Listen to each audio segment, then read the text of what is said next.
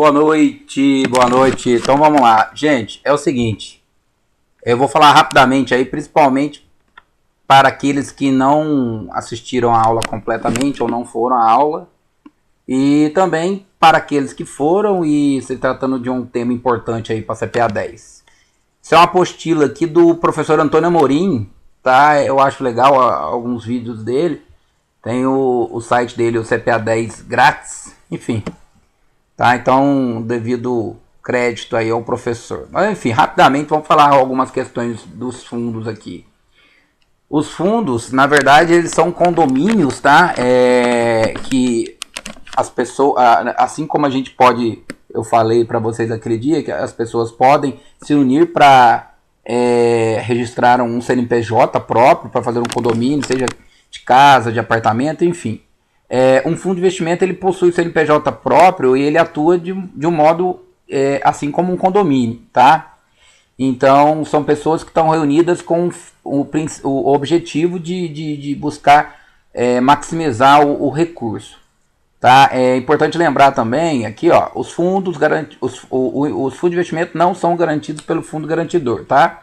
Nem pelo administrador, nem por nada. Então, se caiu alguma questão na prova sobre questão de garantia de fundo de investimento, tome cuidado que isso daí não é previsto nenhum tipo de garantia, né? Todo fundo de investimento apresenta risco de perdas. Na verdade, todo tipo de investimento apresenta risco, tá? Pode ser até a poupança ou o Tesouro Nacional. Nenhum tipo de investimento está totalmente livre de risco, né? Não existe isso, mas alguns têm um risco menor do que o outro. Tá? No caso do fundo, ele possui vários tipos de risco. Tem uma parte que fala especificamente dos riscos que ele está sujeito. Beleza? Bom, fundo de investimento e fundo de investimento em cotas. Tá? De um modo bem simples, mas o fundo de investimento em cotas é aquele que compra os ativos diretamente de um outro fundo de investimento. Enquanto um fundo de investimento, ele compra diretamente só o ativo. Aí o exemplo CDB, títulos, enfim. E o fundo de investimento em cotas, ele 95% do seu patrimônio em outros fundos, tá? Bom, então fundos abertos e fechados. Os fundos fechados são aqueles fundos que têm prazo para se encerrar, tá? E os fundos abertos são aqueles que o cotista pode aplicar e resgatar a qualquer momento, tá? E ele em tese, tá? Ele aí não tem um tempo para deixar de existir, tá? Ele pode deixar de existir por algumas situações. De insolvência, né? Ele pode ter uma fusão ou a liquidação do próprio fundo, enfim, tem algumas características. Então, a gente tem um fundo aberto e fechado. O fundo também ele tem a sua legislação com relação à constituição, o registro na Comissão de Valores Imobiliários, tá? Então, ele precisa de um registro no Conselho de Valores Imobiliários. E aí tem aqui algumas coisas, né? O pedido do registro deve ser instruído. Eu vou deixar aí para vocês dar uma olhada nesse material.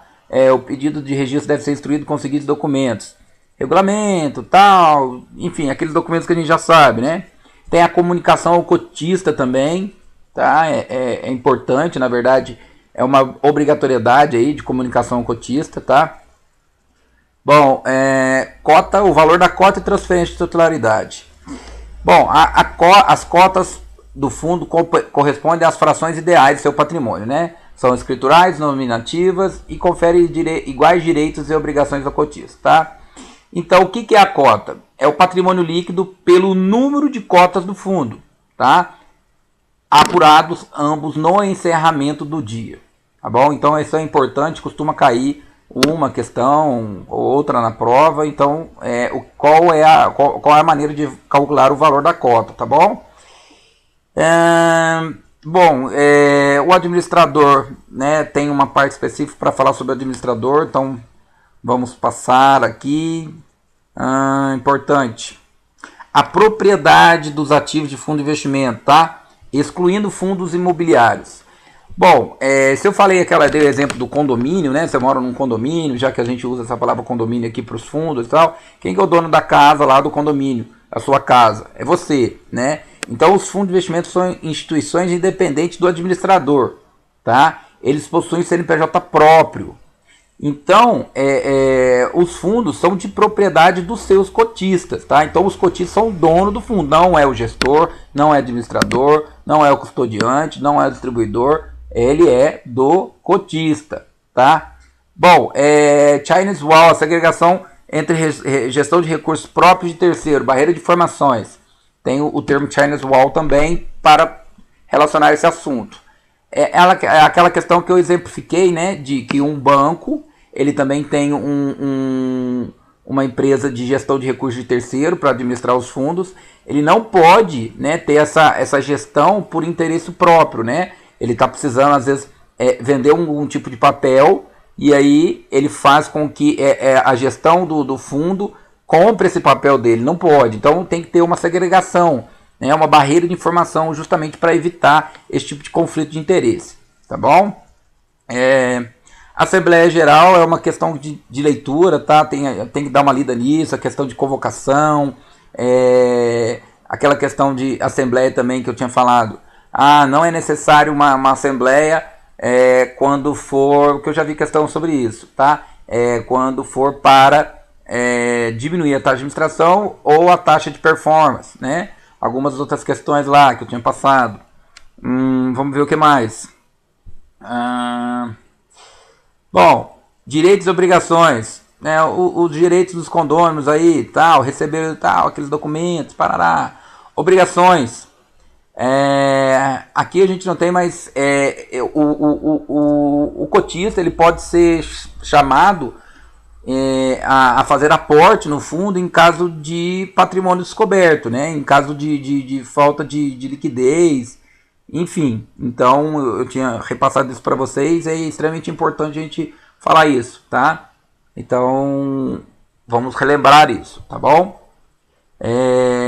Divulgação de informações periódicas, né? Aonde que tem que estar as informações com relação ao fundo, o administrador é obrigado a divulgar diariamente o valor da cota, tem que remeter mensalmente, parará e tal, atos relevantes. A administração do fundo compreende o conjunto de serviços relacionados direto e indiretamente ao funcionamento e manutenção do fundo, que pode ser prestado pelo próprio administrador ou por terceiros por ele contratado. Então ele pode contratar aí, tá bom? A gente sabe que ele pode contratar serviço de terceiros.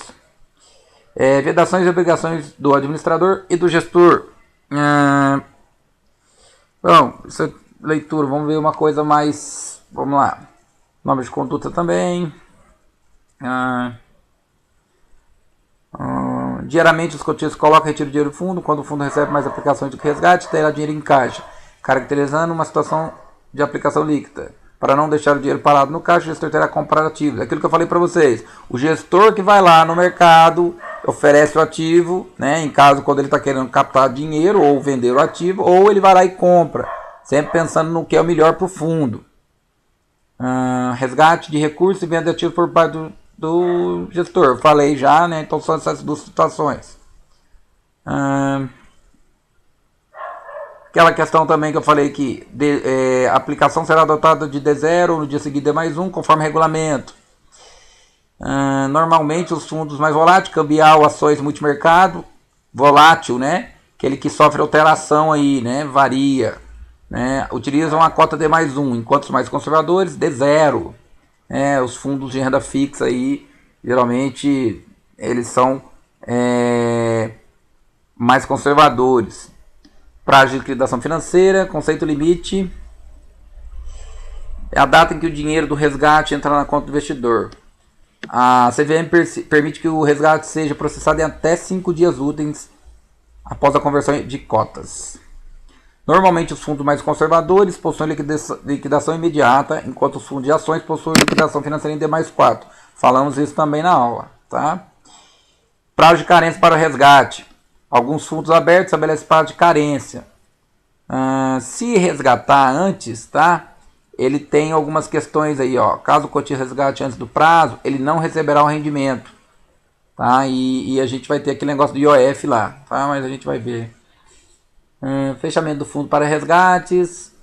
Bom, no outro material tem uma questão, tá um pouco melhor, tá? Mas vamos lembrar aí essas questões se o administrador percebeu uma certa dificuldade em recurso aí profundo, ele tem algumas situações que ele pode fechar o fundo para novos resgates. Aí tem todo um prazo para seguir, tá? No outro material tá muito melhor, tá? Mas eu estou fazendo isso aqui para a gente dar uma relembrada. Diferença do produto para o investidor na acessibilidade do mercado financeiro, diversificação, risco dos ativos versus riscos da carteira, então, liquidez, política. Eu falei sobre fundo com gestão passiva, ativa, tá? São fundos que tentam superar seu indicador de referência, aquilo que eu falei do ativo, dei um exemplo até e falei algumas coisas. O passivo, ele acompanha, tá? Então costuma, às vezes caiu algumas questões lá, um fundo de gestão passiva, onde o seu gestor, ao aplicar o recurso, ultrapassou o índice de referência, ele, nessa situação, o fundo está sujeito a, enfim, a ganhar mais, a ter mais rentabilidade, pois o seu gestor atuou de maneira inteligente. O seu gestor atuou de maneira extremamente profissional. Não, ele atuou em não conformidade com o perfil do fundo, né? Não aquilo, expondo o cotista a riscos não previstos, porque era uma gestão passiva. Dinâmica, lâmina de informações, regulamento, demonstração de desempenho, tem formulário de confirmações complementares, fique. Vamos ver o que mais. Alavancagem, né? Alavancagem é um termo interessante. Alavancagem é um instrumento que permite que com pouca força movimentemos grandes quantidades de massa. O mercado de fundo de investimento, ele pode usar alguns tipos de mecanismos para fazer aí a alavancagem, que é melhorar a rentabilidade, né? Então os derivativos financeiros, eles podem ser utilizados para isso, tá bom? A alavancagem implica em risco de cotas negativas, ou seja, perder mais do que investiu. Taxa de administração, a gente falou, taxa de administração, para a gente relembrar lá, tá? Taxa de performance, falei que quando ultrapassa o benchmark pode cobrar, tá? Tem que estar previsto isso. Geralmente os fundos mais conservadores não têm isso, né? Taxa de ingresso e de saída também não é muito comum, mas existe, então se existe pode cair na prova, né? É cobrado valor para entrar no fundo e para sair. Classificação, a CVM ela divide aí, os fundos em renda fixa, cambial, ações e multimercado. Tá? É uma divisãozinha aqui. Renda fixa, foi a que a gente falou, e dentro do renda fixa tem várias classificações. E aí essas classificações é o de curto prazo, que aí tem aquela característica de que prazo médio da carteira de 60 dias e 375 dias para ativos individuais, referenciado, fundo de renda simples, aquilo que eu falei que é bem bacana, né? E vamos lá, fundo de renda fixa externa, tá? Dívida externa, é a maneira mais fácil da gente poder aplicar em títulos da dívida externa, porque geralmente a gente não tem muita opção para fazer isso, né? Não tem opção, nós, meros mortais. Fundo de ações, é um fundo de ações mesmo, né? Então 67% do seu patrimônio, tá? Fundos cambiais, ligado aí, né, a fatores que compõem com relação à variação de preço de moeda estrangeira. Fundo multimercado, eu falei que eu acho interessante esse fundo porque ele não tem padrão nenhum, ele pode colocar aí qualquer tipo de papel lá dentro, tá?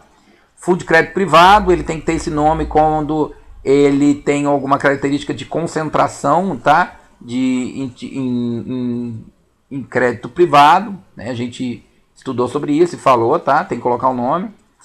E as tributações, tá? Na verdade tem um material também para vocês lá sobre tributação.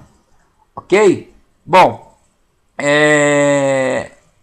a gente vai falar mais sobre isso, mas só uma revisão, porque o assunto é importante. E vamos lá, um abraço para vocês aí.